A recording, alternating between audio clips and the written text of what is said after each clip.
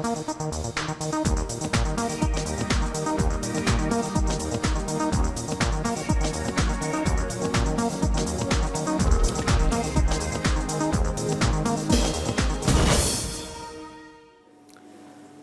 dan v Evropskem magazinu. V Evropski uniji se pravica do porodniškega dopusta razlikuje od države do države. Dve veliki družini, Evropski parlament in države članice, sta se dolgo prerekali. Je spor končno končan?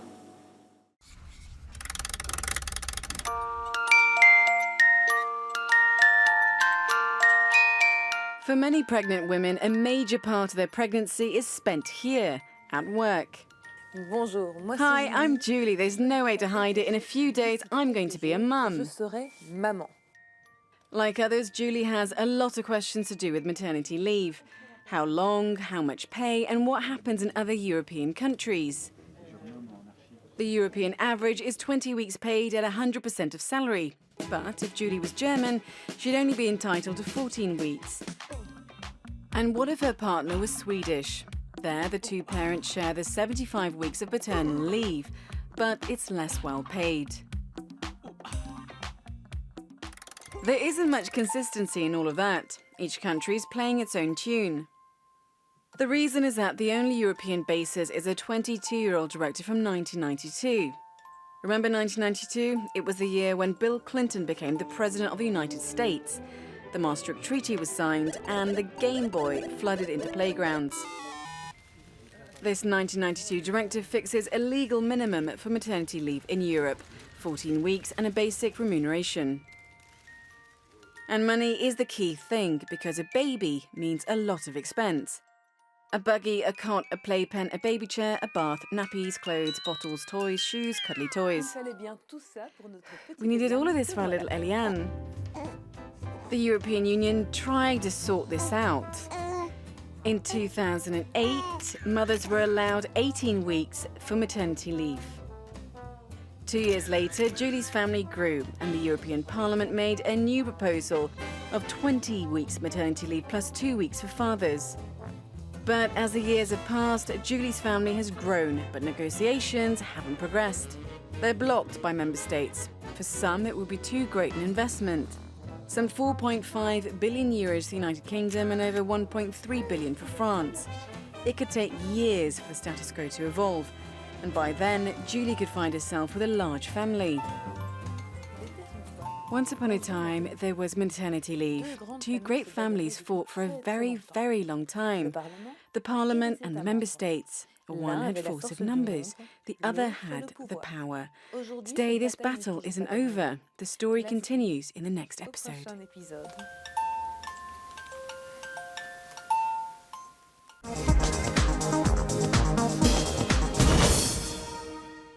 A simple wish for a parent, for toys like this to be safe for their child.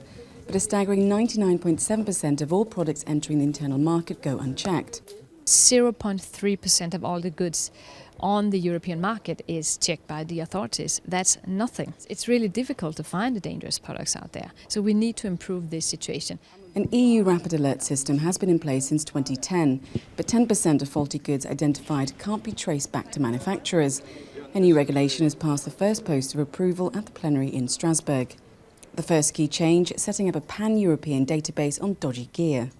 More stringent checks on child-related products, and blacklisting cowboy manufacturers. But one big sticking point is mandatory country of origin labelling. The House majority says it will increase transparency, traceability and put an end to unfair competition. But for the Liberals, when a European-wide quality CE mark already exists, it's making Europe a nanny state. Das EU Safety Tested Marking, eine Art CE+-Kennzeichnen. Es erlegt vor allem kleinen und mittleren Unternehmen Tausende von zusätzlichen Bürokratiekosten auf, teilweise absolut sichere Produkte zu testen. But the argument over country of origin or made-in labelling is a distraction. There were a number of speeches yesterday that talked about made-in in terms of sort of economics important to the European economy and so on. Well, I mean, those aren't actually part of consumer product safety. And a message from consumer groups was to stop the bickering, as the changes on the table will make drastic change. A lot of products that maybe come from outside the EU will in the future be taken off the market earlier, meaning they don't reach consumers. This is good for the consumer. This is also good for manufacturers who invest a lot into the safety of product. But until member states give it their backing, consumers and manufacturers may have a wait ahead. Spletna televizija Europarl TV je preverila, katere novosti prinašajo spremembe pri tehničnih pregledih vozil. Namen sprememb je zmanjšati število prometnih nesreč in goljufij s prevoženimi kilometri.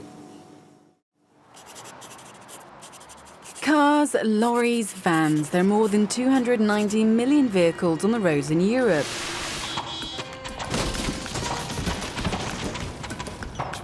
To minimise the number of accidents linked to technical failures, member states have introduced regular roadworthiness tests. The MOT. The mechanics, the brakes, the car body, the suspension, lighting, mileage, pollution, several crucial elements are explained. If they don't meet certain safety criteria, they'll be shown the red card, and the vehicle will be declared unfit to be driven. But there are as many different MOT tests as there are member states, so the European Union has decided to bring them all into line with each other. From now on, the EU will make cross-border recognition of roadworthiness certificates obligatory.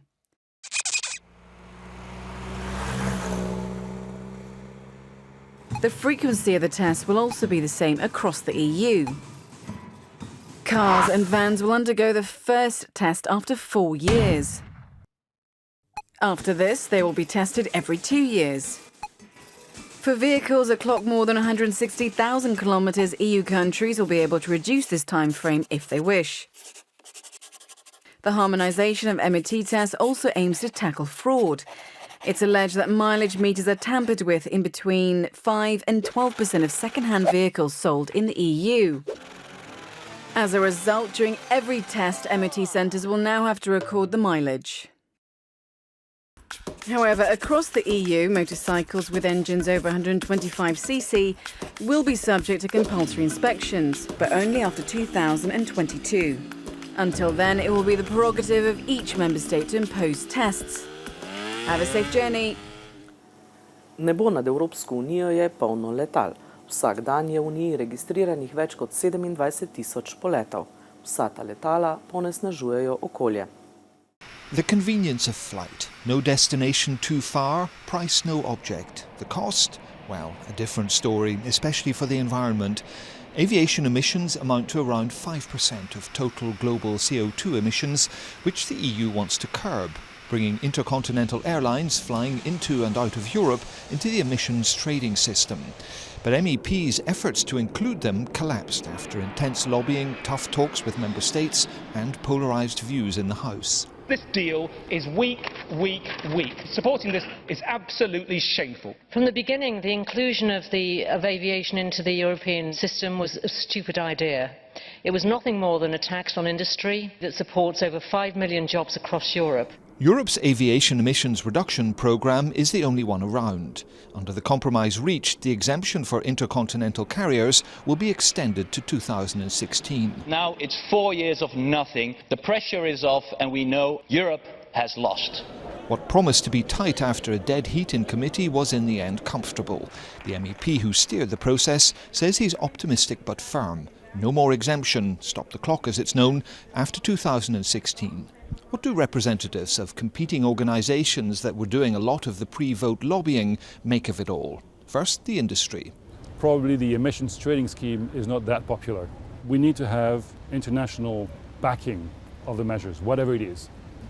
And that's why it's difficult, because this is typically a unilateral imposition from a particular country or a group of countries vis-à-vis the rest of the world. And that will never work. Next, a group campaigning for greener transport systems. It's good to put it in a little bit of context. All it does in the end is put a few cents, 2-3 cents on a litre of kerosene. So, in comparison with the enormous tax breaks the sector is enjoying, they don't pay any tax on fuel, they don't pay any VAT on airline tickets. It's really a very, very modest attempt to rectify that balance a little bit. If not now, perhaps in the future. Aviation emissions will be back in the spotlight in 2015 when the next big UN conference on climate change takes place in Paris. Človekova odvisnost od plastičnih vrečk onesnažuje okolje ter pobija divje živali in rastline. Nova pravila naj bi porabo plastičnih vrečk v prihodnjih 5 letih zmanjšala za kar 80%. How on earth did we manage before the plastic bag? Probably we survived just fine, but it's too late to remember how. In 2010 in Europe, we used 100 billion plastic bags, 200 for each of Europe's 500 million citizens. Could we live without them now? Bit of a shock, but just possible, according to shoppers and traders in Brussels. Somehow, I don't really know how, but I suppose. Niet mogelijk. Je moet altijd plastieke zakken geven. Je suppose qu'on peut se passer de plus ou moins de tout, mais pour le moment, c'est très pratique. Franchement, non. Mais en petite quantité. But there's a price to pay for that. In Brussels, they're attempting to keep up with EU legislators who've just agreed to force 80% EU-wide bag reductions by 2019. In a pilot that starts next year, bags will be banned in 2 city districts. Ça coûte de l'argent, ça pollue, c'est sale. On a besoin de... Ça met des années avant d'être détruit, même quand ça va dans la nature. Donc je pense que ça va pouvoir être difficile au départ, mais au bout du compte, je pense que ça sera une bonne chose. Fine intentions, but how? Il faut habituer les gens effectivement à prendre un mode alternatif, c'est-à-dire de prendre d'autres manières, un sac de tissu, mais je pense qu'il faudra nous donner du temps de transition. Man's relationship with the plastic bag is schizophrenic at best. One day it's a micro-thin, maxi-strong aid for everyday life. Next day it's an indestructible pest, which, like all airborne pests, is tricky to round up. They're not only littering nature and looking terrible, they are also really dangerous in nature. They are poisoning animals, they're poisoning fish outside in the sea, and it will take decades, perhaps centuries, to get rid of it. An overwhelming majority of MEPs agree, passing at Parliament's last plenary session before the elections legislation to force down public consumption of bags by a combination of taxes, levies, marketing restrictions and bans. For instance, in Ireland have reduced their plastic bags with 95% within 5 months. So it's so easy done. A lesson there in good, straightforward housekeeping for us all.